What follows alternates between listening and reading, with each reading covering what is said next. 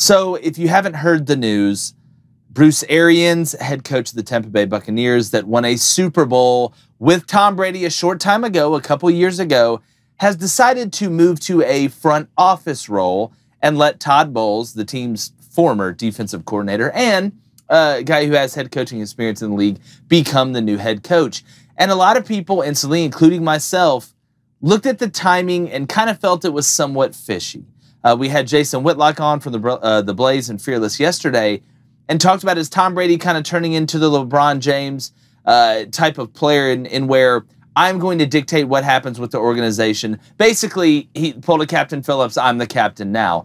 And off the cuff, it kind of felt that way. But when you really go back and look, in my opinion, this seems to be something that was in the works for Tampa Bay even before Tom Brady announced that he was coming back. You look at the way that Bruce Arians has kind of operated from a health standpoint. We know him having to wear the apparatus on his heart, basically Tony Stark style, during the game last season, something they've talked about. But I don't think this was a Tom Brady decided that Bruce Arians, it wasn't a good fit. I know they've had beef in the past. A lot of coaches have beef with their quarterbacks. I mean, you can go back to Josh McDaniel and him having beef sometimes during games when Tom Brady was at the Patriots. But I think this was a decision that was going to be made. And when Tom came back, it was kind of the final piece in the puzzle of getting Bruce still part of the organization, but letting Todd Bowles take over as the head coach. I don't think this was something nefarious. You look at kind of the end of free agency when we know Tampa's team, there's most of their team before we get to the draft, and you look, there was speculation about the Dolphins. You know, is he hanging out with Stephen Ross? Could he go to Miami? Tyreek Hill in Miami? All that stuff. Turns out it's just hoopla, really. Don't buy into the narrative that this was a conspiracy theory by Tom Brady to remove Bruce Arians. But two guys I won't remove on the bus, on the tour. Blaine Crain, David Cohn. Gentlemen, number one, how are you enjoying the bus so far? I'm loving it. And number two, do you think Tom Brady got Bruce Arians moved to a different role? First of all, the bus is fantastic. Fantastic. Right? You agree? I concur, Doctor. Fantastic. If Bruce Arians really wanted to step down and not coach in the NFL anymore, then fantastic. This is great. Everyone wins. If not, and he was pushed out, then this is not a good look because he's done everything that's been asked of him, I think, since he's been an NFL coach. If he was pushed out by Tom Brady, you know, directly or indirectly, then it really is not a good look because Tom Brady's only had 2 head coaches in the NFL. If you've had run-ins with both of them at some point, it starts to be you. So I don't know the details. He's going to give a press conference today, correct? So let's just hope that this is that he truly, wants to call an end to his NFL career. The timing, Jake, seems suspect. The timing seems suspect. Suspect on the point of that Tom Brady tried to get him removed, or suspect from the point of that they were setting now, it up? Here's my thing is, like, if Tom Brady retired earlier in the offseason and you're Bruce Arians, you already won a Super Bowl, your star quarterback is not coming back, kind of hurts your chances to win this upcoming year if there are some health issues, why not step down then? Or step up. I don't know what the front office situation is. Step down, but stepped up. Yeah, you can step up to step down. Addition by subtraction. When you look at the timing, to me, I think a lot of it, when you get towards the draft, kind of nearing the end of free agency, to me it was almost like Bruce Arians, and then Tom Brady gets out of back in the fold, wanted Todd Bowles to be the guy after him in the first place. Now, if you're Bruce Arians, you're looking, you've had some problems. This team is built to win. It'd be a great start for Todd Bowles and the Buccaneers to be able to hand him this team that knows Tom Brady's there, understand what they have on defense, understand the weapons around him. I would almost lean more to, if it was anything nefarious, Bruce Arians realizing he was going to retire before this season and wanted to make sure the machine was built good enough to be able to hand off to Todd Bowles to be able to become the head coach. I don't know. Follow the bouncing balls here. Follow the bouncing balls? Balls? Oh, I thought you were talking follow the bouncing. I don't know why you follow the bouncing balls, but the timing here is everything. I'm not a conspiracy theorist or anything like, to a certain extent. Okay. Peter Pan. But it's just weird, because if it's me, Bruce, why wouldn't you retire at the end of the season? This is an NFL team. Or you don't need to stay here to make sure it's built good. The owners and everyone can do that, not the coach. Tom retires, you stay. Tom comes back. Right when Tom comes back, and these guys have had beef in the past. But a lot of coaches. Yeah, they've had beef in the past. All right, and at the end of the day, who matters more? And I guarantee you that it's Tom Brady is going to matter more than Bruce Arians. You get all the Miami stuff with Tom, right? Is Tom going to Miami? This and that, this and that. It's just everything started building up, and the timing of this just doesn't make sense to me. So if it's me and I'm a fan and I'm looking from the outside in, this almost seems that Tom wanted to get to the next chapter and get past Bruce. So you think, yes. So for that to happen, so what you're trying to Inspector Poirot here is Why do I know who that is Mystery in the Orient Express, Death on the Nile, Agatha Christie. Read a book.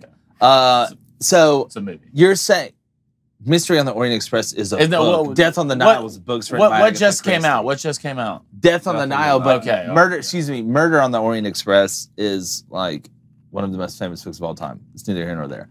What I'm saying is, so for this to have happened, you think Tom Brady went to the people in charge for the Bucs and were like, all right, here's the deal. Either Bruce Arians is going to be sunset into like the director of passing fun or, coach happiness, not the head coach. We need to move him to a new role. Or I'm taking Giselle and the kids to Miami where we just bought a new house if this doesn't happen. You think that basically Tom Brady leveraged himself and maybe him going to not only another NFL franchise, but another NFL franchise in the same state? Look, Tom gets what he wants. Yes, I do. If Tom didn't want Bruce Arians to be the head coach, then that's why Bruce Arians is not the head coach. So you don't think it has anything to do with Bruce Arians trying to... I think that's how they're going to play it. I mean, they're going to play the health and it's my time. But if you were going to retire, why wouldn't you have been retired already or stepped up into the program to a bigger role, I guess, after the Super Bowl win? Why would you just... You don't have to sit around and wait to make sure an NFL team's built well. What if Tom's strategy was more passive than that and he was just sending screenshot text to the front office of Stephen Ross at the Dolphins, sending him texts? Yeah. Like, hey, I'm just getting a lot of messages here. Like, hey, I just want to show you what you're not missing out on if you treat me right. Exactly. Like, which super means passive. Do the Bucs' chances go up of winning the Super Bowl with Tom Brady coming back? Can I get a Hell yes? Yes. So, do you not think that Bruce Arians, as much as he would want to pass off a good team to Todd Bowles, that's a well, we also don't know the health status of Bruce Arians. We don't. He may come out of the press conference today and say, "Listen, I'm just at a point now where having to deal with it, I can't do it." That's another factor. I think from a PR standpoint, you want to lead with that. Though. Yeah, that's what. Yeah, but I don't think. Well, I don't think they'd lie about him being like not healthy from a PR standpoint. I think they would. Just mean if they were going to make something up, it would be what I was saying. He wanted to hand it off to Todd Bowles and all this other stuff. But I just have a hard time believing, Coach, that you won a Super Bowl with. It's not like you guys went to the Super Bowl and blew it like the Falcons. Okay, that you've won a Super Bowl with, that you come back out of retirement, it takes a while, you get toward the end of free agency, and then Bruce Arians is like, guess what, guys? I'm going to sit this next one out. I'm going to take 5. Todd, enjoy. I still win a ring if we win. I just have a hard time believing that. Well, why? I don't understand. Why wait? Why would you wait? Because either something health-wise happened, or he wanted to get it to a point before the draft where he could hand off the team to Todd Bowles, say, listen, here's the ship. No, hadn't hit iceberg yet. I don't think he has to do that. Like, a head coach in college is not... You don't do as much as the NFL as a head coach you do in college. There's people who, the owners and everyone there are going to make sure the draft is good, make sure you're scouting the right guys. You're Bruce Arians, and you don't have to sit there and wait to make sure to pass... You don't have to sit there and wait to make sure to pass off... Scouting? Not as much as in college. You're not going to have to do as much. I feel like you get more. You get to do more just football stuff in the NFL than Bruce you do in doesn't college. have to stay after a Super Bowl to make sure you pass off a team to Todd Bowles that's built well. Like, he doesn't have to stay to do it. There's people on that staff and in that organization who does that every day. Everything I know about Bruce Arians is the type guy that is always taking care of his guys on his staff.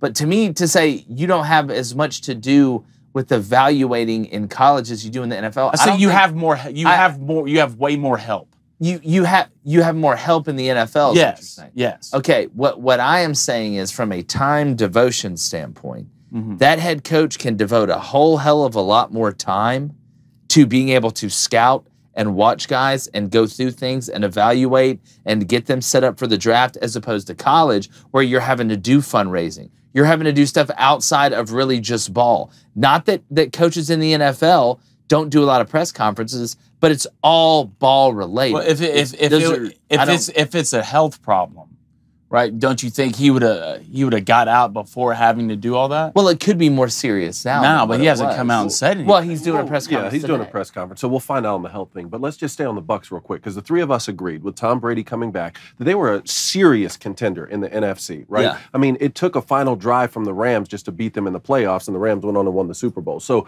with this change here, not knowing anything else, with this change, are you more confident in the Bucs, less confident, or no change? I will always be a little less confident because you're losing a head coach that has won a Super Bowl.